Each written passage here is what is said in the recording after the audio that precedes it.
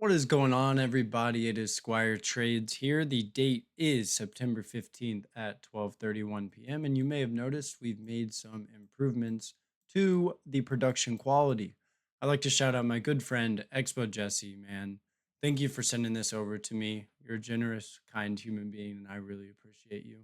He also left me this note. It says, "Follow your heart, chase your dreams." And it means a lot, man. Thank you, Jesse. Shout out to him. Let's dig into some price action. So here we are. First thing we should talk about always news. What do we have this week? What's the calendar look like today? No news. Tuesday, 8:30 a.m. retail sales. Wednesday, this is the big kick here. FOMC at 2 p.m. Please do not trade Wednesday morning. Do yourself a favor. Honestly, probably don't trade tomorrow. If you do, size down, and Thursday and Friday we should be cleared hot. You can see here the dollar high time frame analysis. I'm looking short. Indices long, pretty simple, right? Let's start off with some high time frame analysis. NQ's pretty simple. We're at all time highs. Don't be the guy trying to short all time highs, please, please. I've been that guy before. I've been the one that's out there trying to pick every single top that's down there on the 1 minute chart saying, oh, look at this liquidity we just swept. Time to go short. And then what ends up happening is while you might be able to win a short on a lower time frame, all that's going on is we're going to go and retrace likely into this daily fair value gap, or, we've got a breaker here, whatever, right? Don't short. Wait for the retraces on a healthy retrace, position yourself long, and manage your position wisely, right? You need to take profits quick.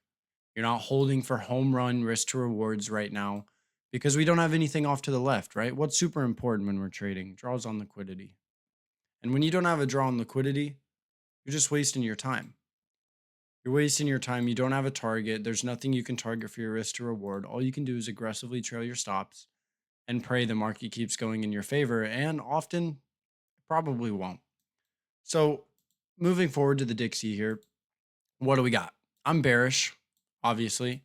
I mean, you've got bearish breaker, inverse fair value gap, fair value gap, fair value gap. You've got all kinds of resistance here, if you will, whatever you want to call it.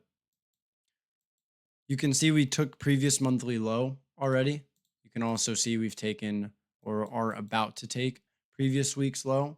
I'm expecting us to continue to at least this swing. How we react here will kind of maybe change my short-term bias, maybe it won't.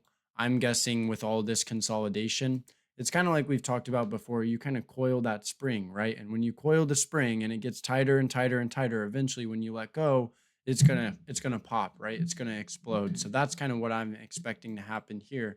You can see on this weekly chart, we've since June, we've been consolidating, and there have been some intraday moves here. You flip over to this daily chart. There have been some intraday moves, some opportunity to get long, some opportunity to get short. You see what I'm talking about. You have most recently, this is what I believe is important, a daily bearish fair value gap aligning with an inverse fair value gap. You saw on Thursday, September 11th, we came up into the daily fair value gap and inverse fair value gap, strongly rejected it, creating a bearish engulfing. Friday was an inside day, and now you're watching the continuation off of Friday's consolidation today. Very simply, looking to get short on the dollar, which means flip over to EU or 6E, the futures contract of EU, right? What was I looking to do today? Well, if I'm short on the dollar, it means very simply I want to get long on the euro. So once again, we have this daily fair value gap. You can see that we also had the same thing on Dixie, only it was inversed, right? So I was watching how we respected this or didn't respect it. We ended up printing a bullish engulfing candle. We ended up printing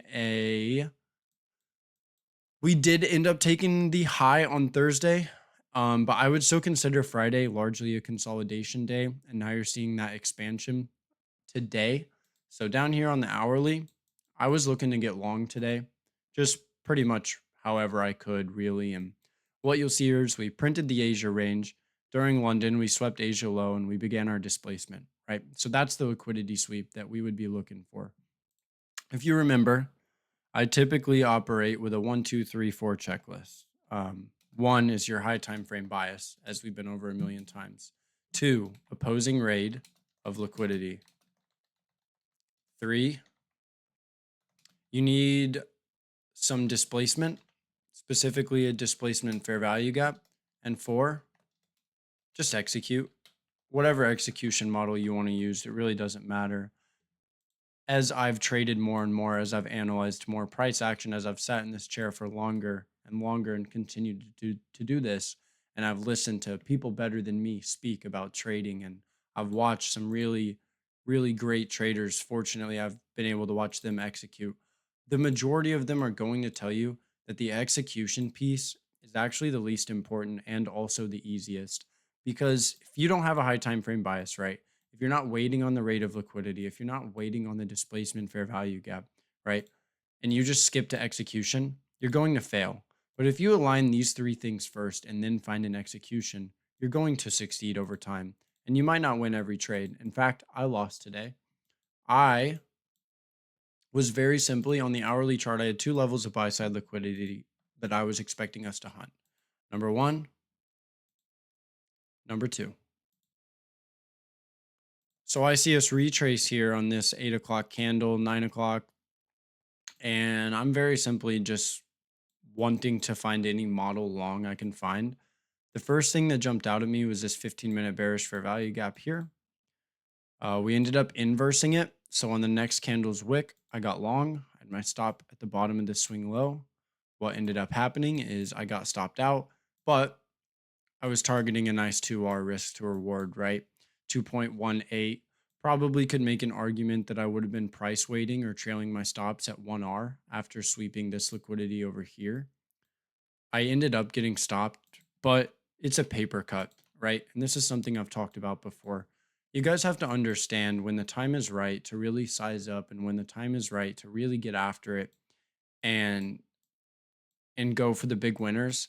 And you have to understand when the time is right to kind of just throw your jabs and maintain space. So, what I did today is I understand, and as I explained earlier, the calendar is not set up for great movement today. And I understood that. So, I got in there risking 50, 60 bucks, nothing crazy per account, and ended up getting stopped. And I said, I'm done. Now, had we potentially revisited the equilibrium of this range, had we made a dip back into discount, had we created some new structure down here inside of this 15-minute fair value gap, and then also inside of this 1 hour fair value gap, that is an area in which I would have been looking to once again get long, and I would have once again given it a stab. Um, but that's not what happened, right? And I'm willing to be patient. I'm not in a hurry this week to get into any sizable trades. I got out there today. I threw a feeler position on, lost 50 bucks. It's no big deal. It really doesn't matter. 50 bucks is a paper cut. 50 bucks is me getting out there and just kind of throwing a jab at the market to get my timing, get my spacing, right? Figure out where I'm at. How do I feel this week? Where's my mental? You know, that's kind of all it was. So ended up taking a loss today, but I covered my high time frame bias on the dollar. I covered my high time frame bias on NQ. I covered my execution today. And just some advice for you guys. Look to keep risk off the table tomorrow. Look to keep risk off the table Wednesday until after FOMC, and even after the statements made at 2 o'clock. Jerome Powell comes out at 2:30. He probably delivers the speech until about 3 p.m. So at least at the bare minimum, wait until probably 2:45 p.m. Eastern Standard Time on Wednesday. Be cautious tomorrow. If you do take trades, do exactly uh, take a similar philosophy as to the one that I took today, right? Throw a little jab out there, see if you can, get a small win going into FOMC. And if you take a small loser, then it happens, right? That's not a big deal. So get out there, size down. Maybe don't even watch price tomorrow. Maybe give yourself the day off. Wait until after FOMC Wednesday. We're not going to do anything. And I'll ask this question as well, and this will be the last question I ask for the day. If you were in New York and you were on Wall Street and you were with one of those multi-billion-dollar hedge funds and you were sitting there at your trading desk today and tomorrow and Wednesday morning, and you were looking at the calendar, and mind you, they don't have any more information than we do. It's all just an educated guess, right? And I believe there's a 92% chance that Powell cuts rates 25 basis points. Um, you're not going to be risking capital right now. You're not going to risk it today. You're not going to risk it tomorrow. You're probably not going to risk it Wednesday until after the announcement is released, right? So just don't overcomplicate things for yourself. Think like a professional, act like a professional, treat your trading as a business, and understand the probabilities within the market. Know when the conditions are right, know when they're not, know when the market's going to expand and when it's not. And you can't always know that, right? But you can reasonably, based off the economic calendar, make assumptions as to the days that we're going to have in volatility and volume in the marketplace and the days we're not. And if you look at this week's calendar, you're not doing anything until after FOMC on Wednesday, or you shouldn't be. And if you are, you're doing what I did today.